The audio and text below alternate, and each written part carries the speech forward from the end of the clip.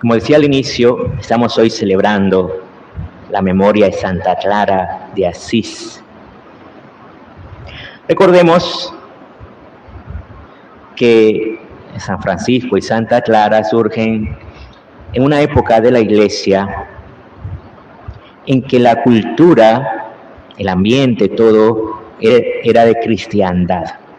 De hecho, en aquella época Europa no se llamaba Europa, se llamaba la cristiandad.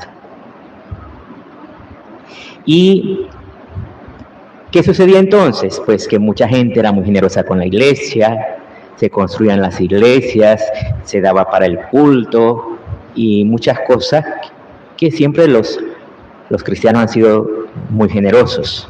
Pero entonces la iglesia, que somos también seres humanos, ¿verdad?, en la jerarquía, se estaba acomodando.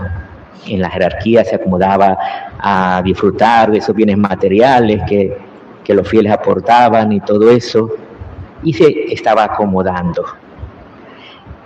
Entonces surgieron unas herejías de personas buenas que leían la Biblia, decían, pero si Dios nos pide que para seguir a Jesucristo abandonemos nuestros bienes materiales. Entonces, ¿cómo es que la iglesia jerárquica se está pegando a los bienes materiales? Entonces concluían, lo que tenemos que hacer es eliminar a esta iglesia jerárquica y crear una nueva iglesia.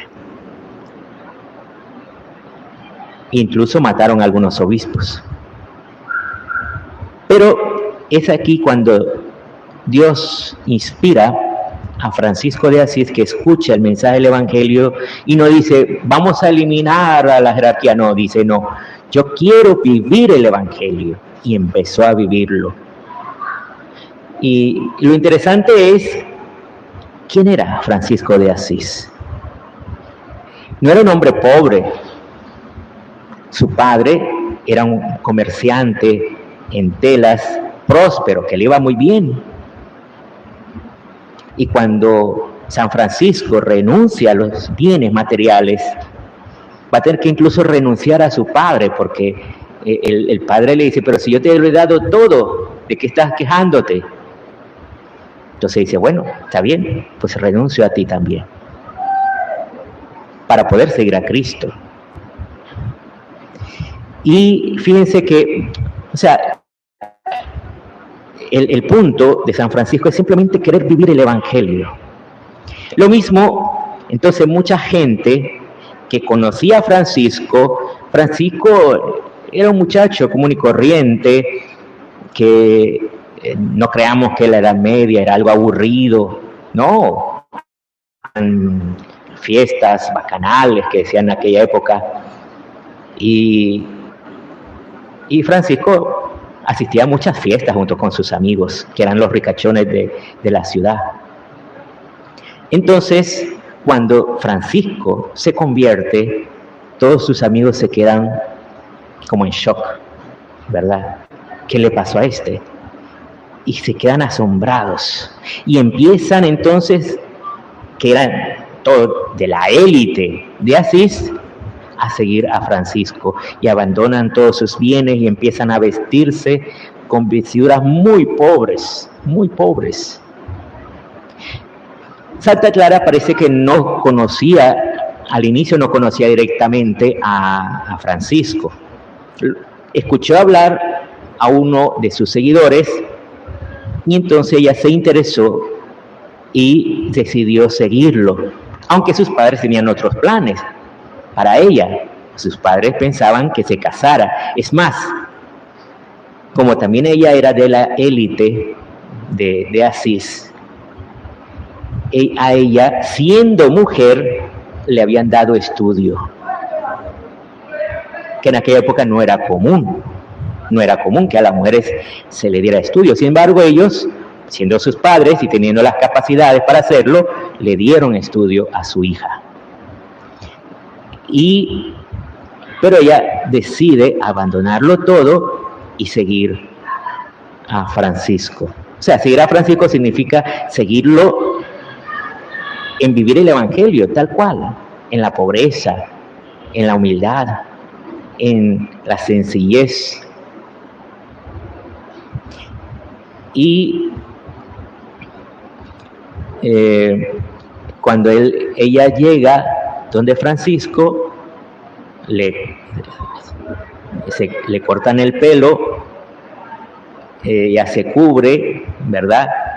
Y empieza a vivir en una casa abandonada. Después, el obispo le va a orientar, pues, que no está bien que esté ahí en esa casa abandonada, sino que vaya a un monasterio. Entonces, San Francisco la va a llevar a un monasterio de benedictinas, pero como su deseo era vivir el evangelio en la pobreza como San Francisco, finalmente el grupo que estaba con ella salen de ese monasterio, hacen un nuevo monasterio y empiezan a vivir en la pobreza. Hay algo interesante, un par de detalles sobre Santa Clara, que Francisco le escribió unos estatutos para la orden, pero ella los redactó, esos estatutos, los editó, porque ella sabía leer y escribir, ella era educada. Entonces ella editó esos estatutos que le había dado Francisco y se los presentaron al Papa. Al principio el Papa no quería aprobarlos porque le parecía demasiado estricta la pobreza que ella pedía para sus seguidoras, para las que iban a entrar en los conventos. Finalmente aceptó, ya poco antes de morir Santa Clara, él aceptó. Y él mismo reconoció que esos estatutos eran los primeros que escribía una mujer, porque antes todos los estatutos para las congregaciones de mujeres, que eran las benedictinas, lo habían escrito varones, pero esto lo escribió ella misma, escribió esos estatutos, una mujer, porque había recibido la educación y podía hacerlo. Hay otro detalle que a mediados del siglo XX, más o menos en los años 50, estaba surgiendo la televisión. Y entonces el Papa quiso buscar un patronazgo para la televisión porque decía, está bien, la televisión nos trae cosas buenas, pero también puede traer cosas malas. Se puede utilizar para el bien, para evangelizar, pero otros lo utilizan para otras cosas.